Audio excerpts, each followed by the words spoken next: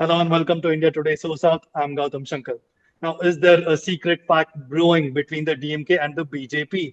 Is there newfound bonhomie of bitter rivals, MK Stalin and Annamalai? Are both parties looking for a truce that could serve interests of both? These are the questions doing the rounds after DMK and BJP leaders set their political enmity aside and put on a show of camaraderie. Let me just lay down a bit of context here for why this is happening. Defense Minister Rajnath Singh on Sunday released a 100 rupees coin on the birth centenary of DMK patriarch M. Karunanidhi with Chief Minister MK Stalin in attendance there. Now, while releasing Karunanidhi's centenary year coin, the defense minister called him a titan of Indian politics. Following this, CM Stalin said that the way the defense minister spoke of Karunanidhi, even DMK men would not have done so. But soon after this, Stalin has also outrightly rejected claims of any secret tie-up with the Saffron Party. He said that he would never compromise on principles merely for the sake of politics. Now, if you look at the developments overall from a political lens, there is one angle that stands out here. Is the BJP looking to build a friendly relationship with the DMK, given that they are now left needing allies? Keep in mind that they have TDP-led Chandrababu Naidu in Andhra Pradesh and Nitish Kumar JDU in Bihar, and these are known as mercurial allies in the past as well. So, to discuss more about this, I'm joined in now by two guests from Tamil Nadu, Sumant Raman, a political analyst, and so is Ravindran Swamy also joining us. Thank you for joining us on this discussion today, gentlemen. First question to you, Sumant Raman, sir. What do you make of this Bonhomie here? Because Annamalai is facing a lot of flack, given that he was also in attendance. Is there a secret sort of a pact brewing there? Is the question that is being raised here? No, it's no longer secret. You could have said till last week maybe it was secret, but it is not secret now. It's a very open pact.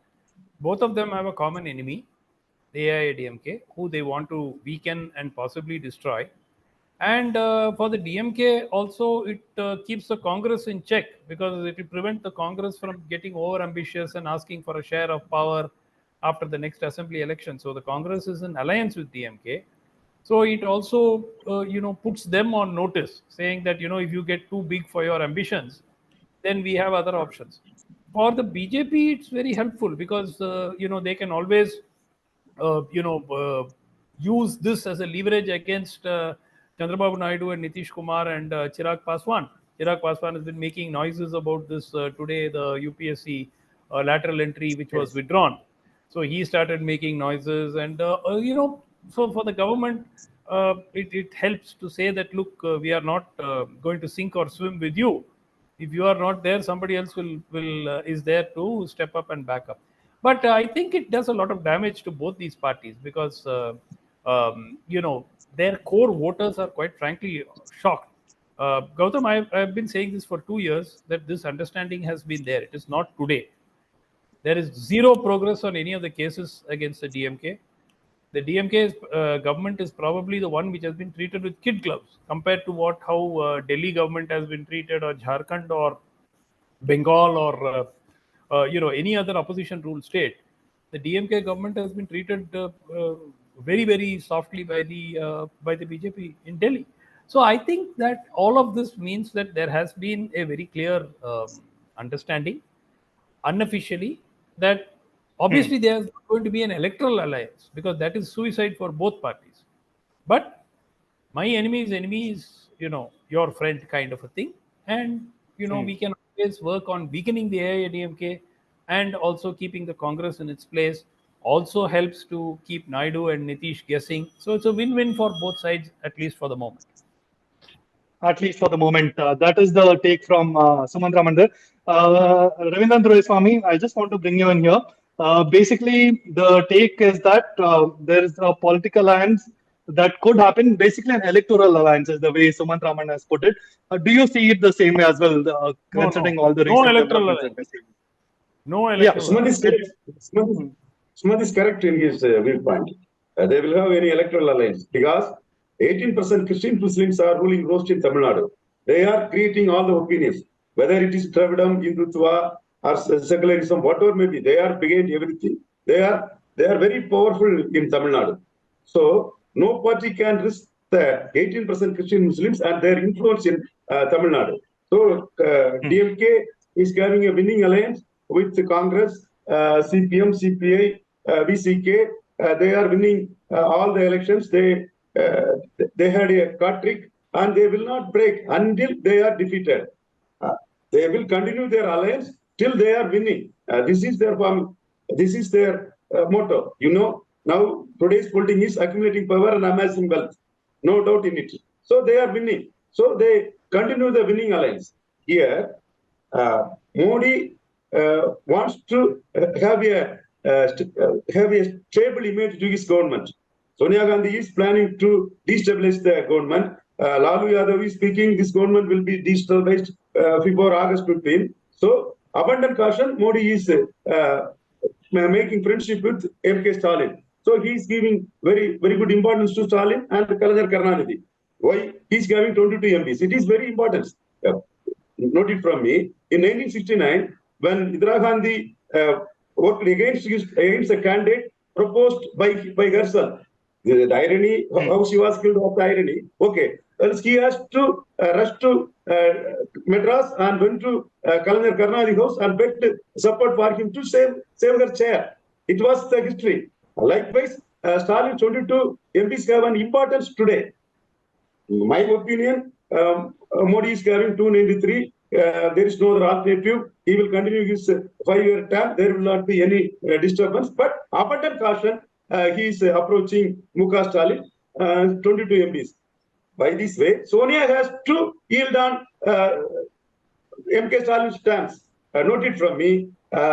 Modi will concede Bharat Ratna to Yashwantrao Chavan, veteran Congress leader, who is the mentor of Sharad Pawar. Since Sharad Pawar is having 8 MPs. Anyway, material politics. Modi wants to strengthen his stability. Congress, which wants to destabilize the government, has to depend upon Stalin. Surely, as Mr. Sumansi Raman says, there will not be any electoral understanding between the BJP and DMK. All right. Suman Raman sir, I also want to ask you, doesn't it also show Annamalai in a little bit of bad light here, considering he has been bad-mouthing the DMK, Karunanidhi himself as well, and then defense minister comes in and then starts praising Karunanidhi. Does it put him in a really tricky position here? What do you make of it?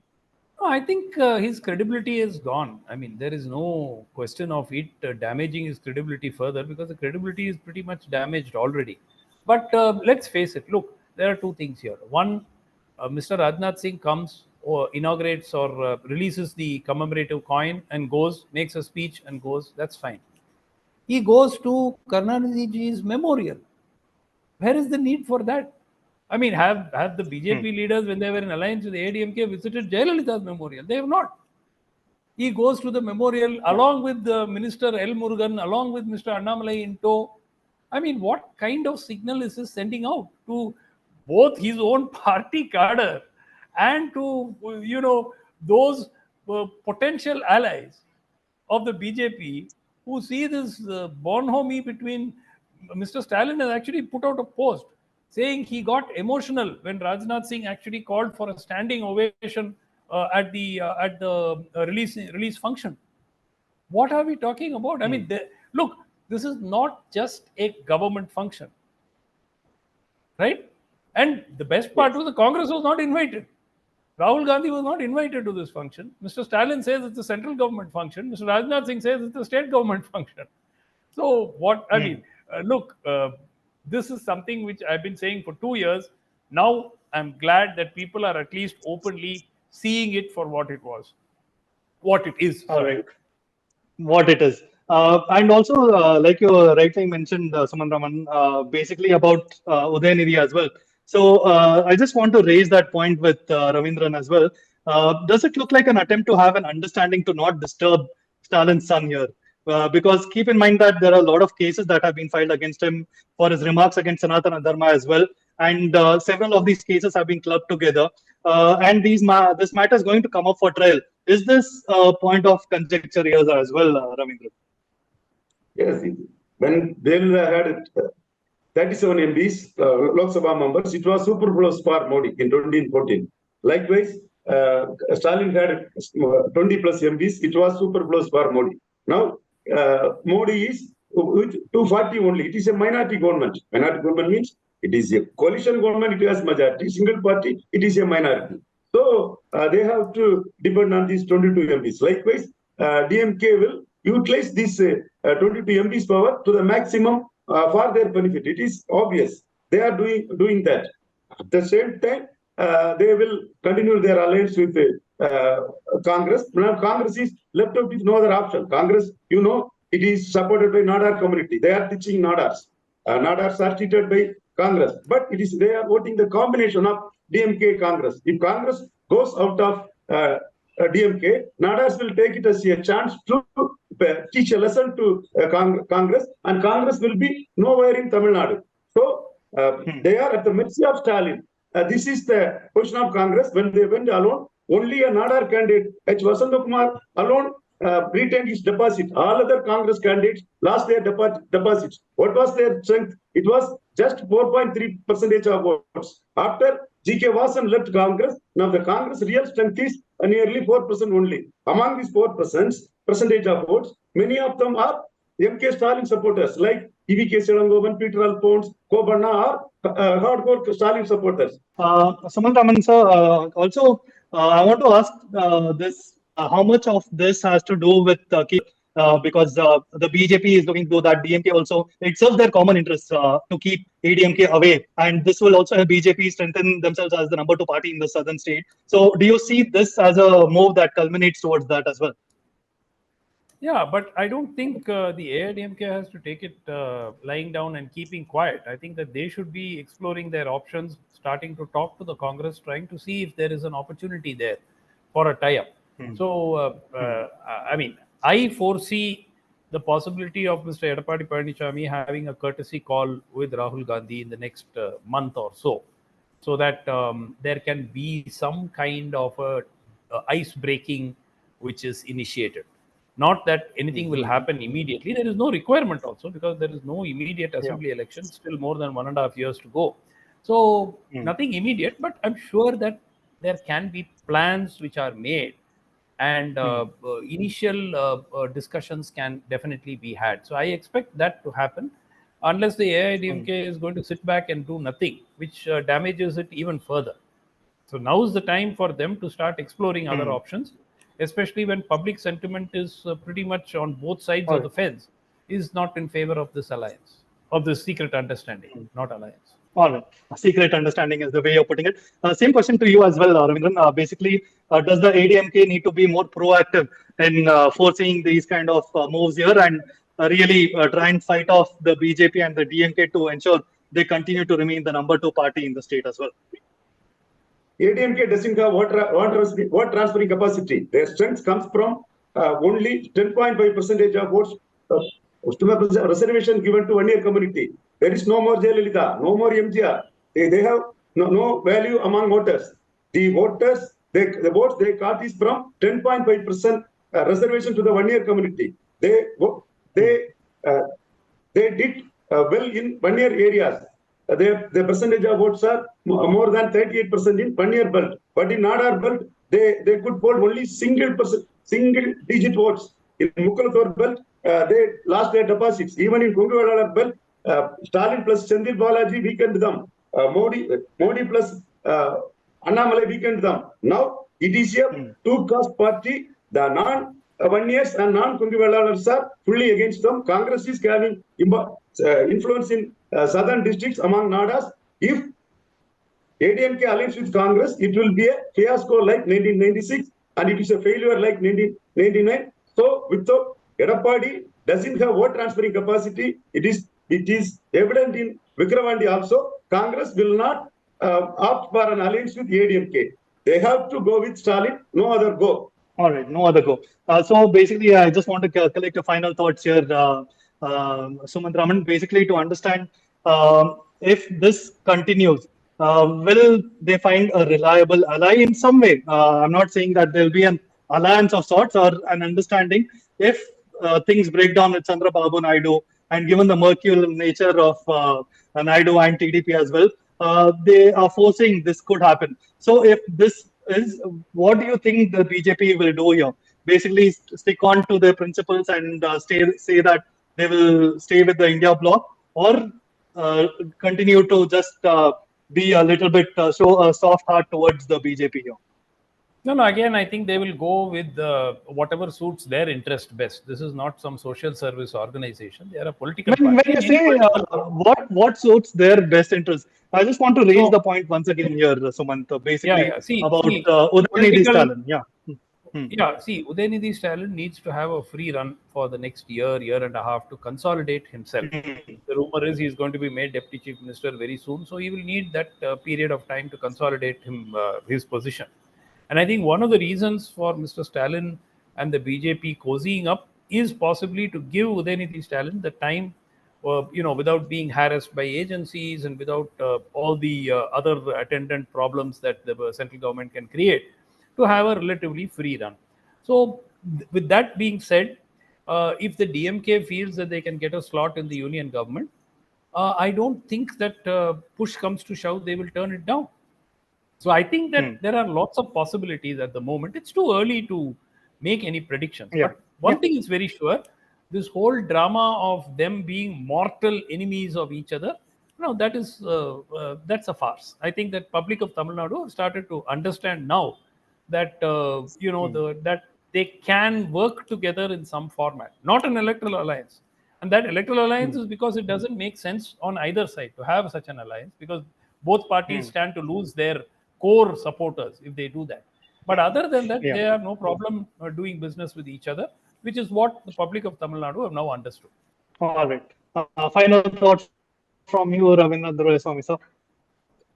Sure, I agree with Mr. Sumant Raman's view that there will not be any electoral understanding with DMK and BJP, because the 18, I have already said, 18% Christian Muslims are more influenced. They can influence even Brahmins, those rely on Christian Muslims. So just like their influence is so huge, so nobody will dare that 18% Christian Muslim voters. So DMK will not dare to align with BJP. They will go alone. There will be 5 corner contest in Tamil Nadu, DMK alliance, BJP, NDA, DMDK and PT may go with NDA, and EPS has to pluck your lonely furrow. He has to field 234 seats in 2 leagues. Seema, who is the only leader emerged against India alliance and NDA in India, who polled 8% votes even in parliament election, will poll 3 times more than his assembly votes.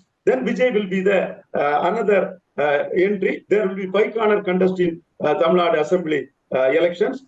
Here DMK will DMK alliance will be in a safe place, and BJP will try for second position. This is the aim of BJP. That not only BJP, it is NDA. NDA wants to finish second in 2026 assembly elections. There is great possibilities for that. Edapadi party is seen as a 2-caste party, 1-year party and Kongiwalalar party. They complain BJP is having negative votes on Christians and Muslims. But Annamalai openly said he is a casteist and his party is having negative votes among non-1-years and non-Kongiwalalar communities. Now it is the time Annamalai is speaking caste contradiction. Only people are speaking religious contradiction. Caste contradiction will pull down Edappadi Palanichami further down. I have declared in 2024 that Edappadi Palanichami will not have an alliance with a party having 1% vote. It was materialized. I said Seeman will double his votes and he will triple it in assembly poll. It was materialized. And DMK plus will get 35 plus seats. They got 39 seats. Now also, the situation is very conducive for MK Stalin and his allies. Annamalai's and Modi's aim is to finish second in Tamil Nadu.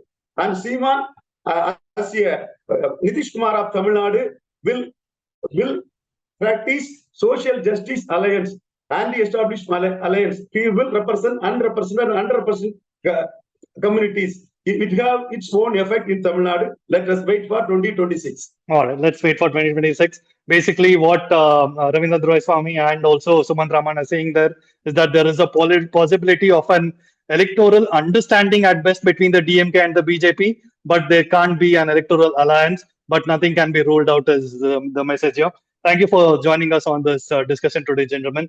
Keep watching India Today SoSouth for more such content.